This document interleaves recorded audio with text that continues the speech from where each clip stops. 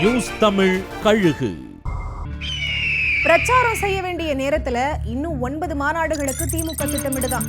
ஆனாலும் பிப்ரவரி மாசம் துணை முதல்வரும் மார்ச் மாதம் முதல்வரும் பிரச்சாரத்தை ஆரம்பிக்கிறாங்களாம்.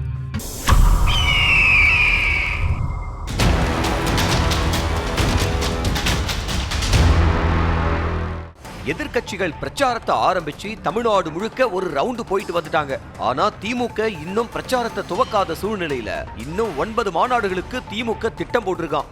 கிட்டத்தட்ட பிப்ரவரி மாசம் முழுக்க திமுகவுக்கு மாநாடுகள் மாசமா இருக்க போதுங்கிறாங்க. 2 மகளிர் மாநாடுகள், 3 இளைஞரணி மண்டல மாநாடுகள், 4 பாக முகவர்கள் மாநாடுகள்னு திமுக தயாராகிட்டு இருக்கிற நிலையில பிப்ரவரி மாசம் காஞ்சிபுரத்துல துணை முதல்வர் தன்னோட பிரச்சாரத்தை ஆரம்பிக்க, மார்ச் மாசம் திருவாரூர்ல முதல்வர் தன்னோட சூறாவளி பிரச்சாரத்தை துவங்க போறதா திமுக வட்டாரங்கள்ல பேசிக்கிறாங்க.